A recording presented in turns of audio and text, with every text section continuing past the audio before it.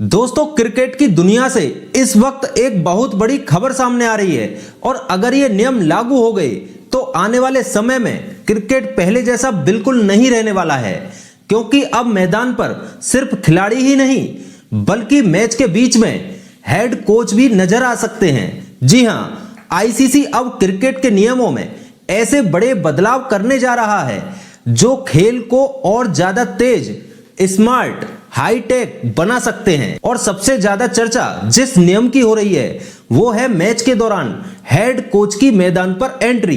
तो आखिर आईसीसी कौन कौन से नियम बदलने जा रहा है, खिलाड़ियों और टीमों पर इसका क्या असर पड़ेगा और फैंस को इसमें क्या नया देखने को मिलेगा, आइए जानते हैं पूरी खबर विस्तार से। दोस्तों, अभी तक क्रिकेट में यह नियम था कि मैच के दौरान मैदान के अंदर सिर्फ खिलाड़ी, एम्पायर या फिर ड्रिंक्स लेकर जाने वाले सब्स्टिट्यूट प्लेयर ही जा सकते थे, लेकिन अब आईसीसी इस नियम को बदलने की तैयारी में है। नए प्रस्ताव के मुताबिक टीम के हेड कोच को ड्रिंक्स ब्रेक के दौरान सीधे मैदान पर जाकर खिलाड़ियों से बात करने की अनुमति मिल सकती है। यानी अब कोच सिर्फ डगआउट में बैठकर इशारे नहीं करेंगे बल्कि सीधे कप्तान और खिलाड़ियों के बीच जाकर रणनीति समझाते नजर आ सकते हैं। सोचिए जरा, मैच का दबाव चल रहा है, विकेट लगातार गिर रहे हैं, गेंदबाज रन रोक नहीं पा रहे हैं और तभी ड्रिंक्स ब्रेक में हेड कोच मैदान के अंदर पहुंचकर कप्तान के साथ लाइव प्लानिंग करते दिखाई देंगे। इससे मैच का पूरा माहौल ही बदल सकता है, क्योंकि अभी तक ज्यादातर बातचीत बाउंड्री लाइन से इशारों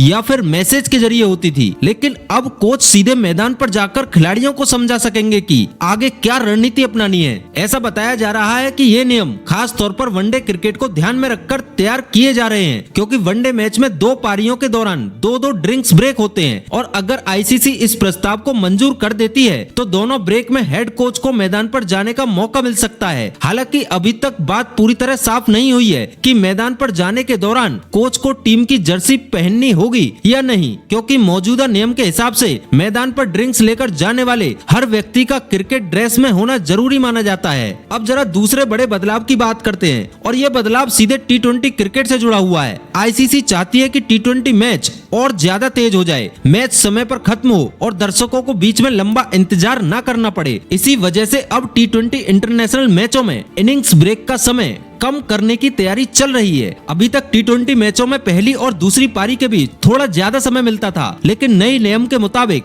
इसे घटाकर सिर्फ 15 मिनट किया जा सकता है। यानी अब खिलाड़ियों को जल्दी तैयार होना पड़ेगा और फैंस को भी बिना इंतजार किए दूसरी पारी का रोमांच देखने को मिलेगा। आईसीसी का मानना है कि इससे मैच की स्पीड बढ़ेगी और दर्शकों का एक्साइटमेंट लगातार बना रहेगा। अब बात करते हैं तीसरे और शायद सबसे हाईटेक बदलाव की, क्योंकि अब क्रिकेट में संदिग्ध बॉलिंग एक्शन पकड़ने के लिए हॉक आई तकनीक का इस्तेमाल किया जा सकता है। जी हां, वही हॉक आई तकनीक जो अभी तक एलबीडब्ल्यू और बॉल ट्रैकिंग के इस्तेमाल के लिए होती थी, अब गेंदबाजों की कोहनी पर भी नजर रखी जा सकती है। दरअसल कई बार मैच के दौरान किसी गेंदबाज के बॉलिंग एक्शन को लेकर सवाल उठते हैं, लेकिन उसकी जांच बाद में लैब में होती है और फैसला आने में कई दिन लग जाते हैं। ऐसे में आईसीसी अब इस प्रक्रिया को लाइव मैच के दौरान ही करने की तैयारी में है। नए प्रस्ताव के मुताबिक अगर किसी गेंदबाज का एक्शन संदिग्ध लगता है तो एम्पायर तुरंत हॉक आई तकनीक की मदद से जांच कर सकेंगे कि गेंदबाज अपनी कोहनी तय सीमा यानी 15 डिग्री से ज्यादा तो नहीं मोड़ रहा। अगर ऐसा हुआ